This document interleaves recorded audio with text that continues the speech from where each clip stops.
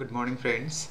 Assam Police Sub Inspector 2020 পৰীক্ষাৰ বাবে সমূহ পৰীক্ষাৰ্থীলৈ মোৰ ফালৰ পৰা আন্তৰিক শুভেচ্ছা জনাইছো। অহা 20 তাৰিখে অনুষ্ঠিত হ'বলগীয়া Assam police sub inspector exam 2020 আজিৰ বিষয়টো হৈছে পলিটি।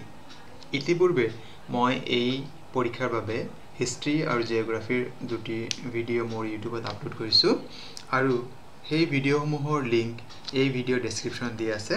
আপোনালোকে চাই ল'ব। নিশ্চয়কৈ এই পৰীক্ষাৰ বাবে আপোনালোকক অলপ হ'লেও উপকৃত কৰিব। বন্ধু-বান্ধৱীসকল, আপোনালোকে মোৰ ইউটিউব চেনেল চাই আছে। মোৰ ইউটিউব চেনেলটি হৈছে নুৰুল আলম নাজু। যদি আপোনালোকৰ কোনোবা এতিয়ালৈকে মোৰ ইউটিউব চেনেলটি সাবস্ক্ৰাইব কৰা নাই বা পোন প্ৰথমৰ বাবে চাই আছে তেন্তে মোৰ চেনেলটি সাবস্ক্ৰাইব কৰি ল'ব আৰু কাষত থকা বেল আইকনটো প্ৰেছ কৰি দিব যাতে পৰৱৰ্তী যিমান ভিডিঅ' মই আপলোড কৰোঁ তাৰ নটিফিকেশ্যনটো সোনকালে পায়। আৰু এটা ৰিকুৱেষ্ট যে আপোনালোকে ভিডিঅ'টি প্ৰথমৰ পৰা শেষলৈ চাব যাতে এই ভিডিঅ'ত সন্নিৱিষ্ট কৰা প্ৰতিটো দৰকাৰী প্ৰশ্ন উত্তৰৰ বিষয়ে আপোনালোকে জানিব পাৰে। আহকচোন বাৰু তেন্তে আমি ভিডিঅ'টি চাই লওঁ, প্ৰশ্ন উত্তৰখিনি আমি জানি লওঁ। প্ৰথম প্ৰশ্নটি হৈছে How many members can be nominated by the President of India to Lok Sabha? লোকসভালৈ বুলি ভাৰতৰ ৰাষ্ট্ৰপতিয়ে কিমানজন সদস্য মনোনীত কৰিব পাৰে? ইয়াৰ বিকল্প কেইটা দিয়া আছে 2 members, 12 members, 10 members and 5 members. ইয়াৰ শুদ্ধ উত্তৰটি হৈছে 2 members. এই ভিডিঅ'টি এই প্ৰশ্নটোৰ লগত জড়িত আন এটা প্ৰশ্ন মই কৈ দিছোঁ যে যি দুজন সদস্য ৰাষ্ট্ৰপতিয়ে মনোনীত কৰে সেই দুজন হ'ব লাগিব ভাৰতীয় এংলো ইণ্ডিয়ান কমিউনিটিৰ হ'ব লাগে। আৰু ৰাজ্যসভালৈ ৰাষ্ট্ৰপতিয়ে 12 জন সদস্য মনোনীত কৰিব পাৰে। ঠিক আছে। পৰৱৰ্তী প্ৰশ্ন When did the Constitution of India come into force? ভাৰতীয় সংবিধান কেতিয়া বলবৎ কৰা হয় বা কাৰ্যকৰী কৰা হয়? ইয়াৰ বিকল্পসমূহ দিয়া আছে 26th of November 1949, 26th of January 1949, 26th of November 1950 and 26th of January 1950. ইয়াৰ শুদ্ধ উত্তৰটি হৈছে option D 26th of January 1950. ইয়াৰ লগত আমি প্ৰায় আমাৰ এটা প্ৰশ্নত অলপ আউল লাগে, সেইটো হৈছে যে When did the Constitution of India adopted? Adopt মানে হৈছে খচৰা কমিটিয়ে যি সংবিধানখন প্ৰস্তুত কৰি কেতিয়া সংবিধান সভাৰ হাতত জমা দিছিল সেইটো হৈছে 26th of November 1949. অসমীয়াত হ'লে যে ভাৰতীয় সংবিধানখন কেতিয়া গৃহীত কৰা হৈছিল তেতিয়া হ'ব 26 নৱেম্বৰ 1949 চন আৰু যদি কয় কাৰ্যকৰী কৰা হৈছিল তেতিয়া হ'ব 26th of January 1950. পৰৱৰ্তী প্ৰশ্ন Who was the chairman of the drafting committee of the Indian Constitution? ভাৰতীয় সংবিধানৰ খচৰা সমিতিৰ অধ্যক্ষজনৰ নাম কি? বিকল্পবিলাক দিয়া আছে doctor Rajendra Prasad, Sardar Vallabhbhai Patel, doctor BR. Ambedkar and Jawaharlal Nehru. আৰু ইয়াৰ শুদ্ধ উত্তৰটি হৈছে ডক্টৰ বি.আৰ. আম্বেদকাৰ। অপশ্যন চিটো হ'ব ইয়াতে। পৰৱৰ্তী প্ৰশ্ন Which fundamental right was described by Dr. B.R. Ambedkar as the heart of the Indian Constitution? ভাৰতীয় সংবিধানত উল্লিখিত কোনটো মৌলিক অধিকাৰক ডক্টৰ বি.আৰ. আম্বেদকাৰে ভাৰতীয় সংবিধানৰ আত্মা বুলি কৈছে?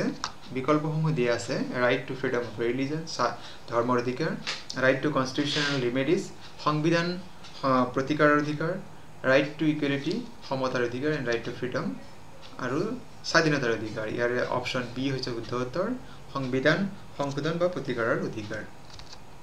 পৰৱৰ্তী প্ৰশ্ন Who appointed the Chief Election Commissioner of India? ভাৰতৰ মুখ্য নিৰ্বাচনী আয়ুক্তক কোনে নিয়োগ কৰে? বিকল্পসমূহ দিয়া আছে prime minister of India, president of India, chief justice of India and parliament of India. ইয়াৰ শুদ্ধ উত্তৰটি হৈছে বি প্ৰেচিডেণ্ট অফ ইণ্ডিয়া। পৰৱৰ্তী প্ৰশ্ন When was the first meeting of the Constitution Assembly of India held? ভাৰতীয় সংবিধান সভাৰ প্ৰথম বৈঠক কেতিয়া অনুষ্ঠিত হৈছিল? বিকল্পসমূহ দিয়া আছে 26th of November 1947, 26th January 1948, 9th of December 1946 and 16th of August 1947. ইয়াৰ শুদ্ধ উত্তৰটি হৈছে অপশ্যন চি 9th December 1946. পৰৱৰ্তী প্ৰশ্ন Which one of the following is not a feature of the Indian Constitution? তলত উল্লেখিত কোনটো ভাৰতীয় সংবিধানৰ বৈশিষ্ট্য নহয়? বিকল্পসমূহ দিয়া আছে federal government, parliamentary government, presidential government and independent judiciary. Year option C শুদ্ধ উত্তৰ নহয়, প্ৰেচিডেন্সিয়েল গভৰ্ণমেণ্টটো নহয়, বাকী সকলোবিলাক আমাৰ ভাৰতীয় সংবিধানৰ বৈশিষ্ট্য হয়। পৰৱৰ্তী প্ৰশ্ন In which year was the Assam Accord signed? Assam চুক্তি কোন চনত স্বাক্ষৰিত হৈছিল? বিকল্পসমূহ দিয়া আছে 25th of August 1979, 15th August 1985, 15th August 1983 and 15th August 1990 এর শুদ্ধ উত্তরটি হইছে 15th August 1985 পরবর্তী প্রশ্ন who is the first governor of independent Assam স্বাধীন অসমৰ প্ৰথমজন ৰাজ্যপালৰ নাম কি বিকল্পসমূহ দিয়া আছে Vishnu Narayan Singh, Loknath Mishra, Vishnu Sahai and Sir Akbar Haidari. Here শুদ্ধ উত্তরটি হইছে option D Sir Akbar Haidari. পরবর্তী প্রশ্ন In which year was the president rule imposed in Assam for the first time? অসমত পোন প্ৰথমবাৰৰ বাবে কেতিয়া ৰাষ্ট্ৰপতি শাসন বলবৎ কৰা হৈছিল বিকল্পসমূহ দিয়া আছে 1982, 81, 1980 and 1979. এর শুদ্ধ উত্তরটি হইছে অপশন ডি 1979. পরবর্তী প্রশ্ন Who was the first Assamese woman who became the minister in the union government? কেন্দ্ৰীয় চৰকাৰৰ মন্ত্ৰী পৰিষদত অন্তৰ্ভুক্ত হোৱা অসমৰ প্ৰথম মহিলাগৰাকীৰ নাম কি বিকল্পসমূহ দিয়া আছে বিজয় চক্ৰৱৰ্তী সৈয়দা আনোৱাৰা টাইমুৰ ৰেণুকা দেৱী বৰকাকতি এণ্ড ৰেখাৰাণী দাস বড়ো এণ্ড ইয়াৰ শুদ্ধ উত্তৰটি হৈছে option C Renuka Devi Borkakoti option পৰৱৰ্তী প্ৰশ্ন In which year recently Assam Panchayati Raj Act was amended by the Assam Assembly? Assam বিধানসভাৰ দ্বাৰা অসম পঞ্চায়তী ৰাজ আইন কোন চনত সংশোধন কৰা হৈছিল বিকল্পসমূহ দিয়া আছে 1992, 1993, 1994 and 1995 ইয়াৰ শুদ্ধ উত্তৰটি হৈছে অপশ্যন চি 1994 পৰৱৰ্তী প্ৰশ্ন How many members of the Legislative Assembly should be present to hold the session of the House? বিধানসভাৰ অধিৱেশন চলিবলৈ কিমান সংখ্যক সদস্য সদনত উপস্থিত থাকিব লাগিব বিকল্পসমূহ দিয়া আছে 1/4, 1/10, 3/4 and 1/4 শুদ্ধ উত্তৰটি হৈছে বি 1/10 10 ভাগৰ 1 অংশ সদস্য মুঠ সদস্যৰ 10 ভাগৰ 1 অংশ সদস্য সদনত উপস্থিত থাকিলেহে সদন বহিব পাৰে সদনৰ বৈঠক বহিব পাৰে পৰৱৰ্তী প্ৰশ্ন Who is the executive head of the Indian Union?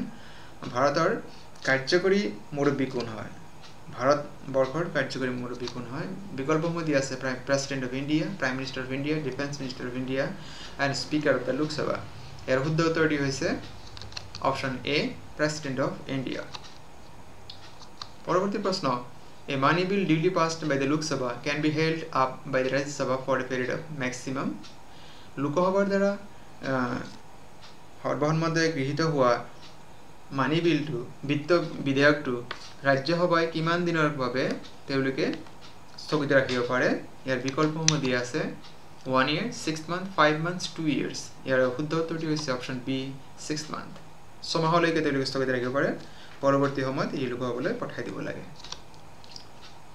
Next প্ৰশ্ন Who appoints the Chief Justice of the Supreme Court of India? ভাৰতৰ উচ্চতম ন্যায়ালয়ৰ মুখ্য ন্যায়াধীশজনক কোনে নিয়োগ কৰে বিকল্পসমূহ দিয়া আছে prime minister of India president of India vice president of India and chief justice of the supreme court ইয়াৰ শুদ্ধ উত্তৰটি হৈছে option B president of India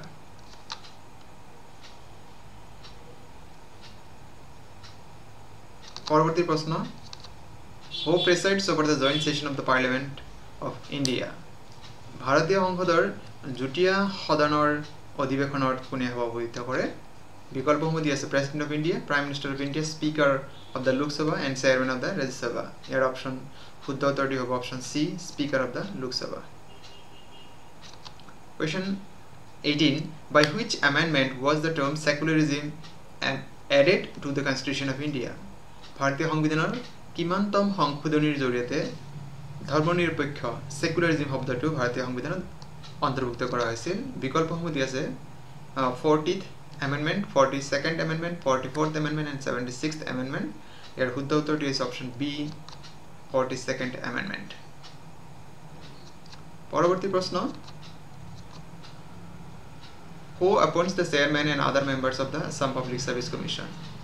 Assam লোকসেৱা আয়োগৰ সভাপতি অধ্যক্ষ আৰু অন্য সদস্যসকলক কোনে নিয়োগ কৰে এণ্ড বিকল্পসমূহ দিয়া আছে chief minister of the state governor of the state president of India and the speaker of the legislative assembly ইয়াৰ শুদ্ধ উত্তৰটো হৈছে গভৰ্ণৰ অফ দ্য ষ্টেট অসমৰ ৰাজ্যপালে অসম লোক আয়োগৰ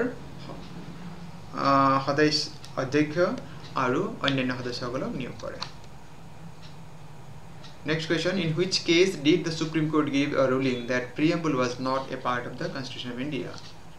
তলৰ কোনটো গোচৰ শুনানিৰ সময়ত ভাৰতৰ উচ্চতম ন্যায়ালয়ে এয়া নিৰ্দেশ দিছিল যে ভাৰতীয় সংবিধানৰ প্ৰস্তাৱনা সংবিধানৰ এক অংগ নহয়?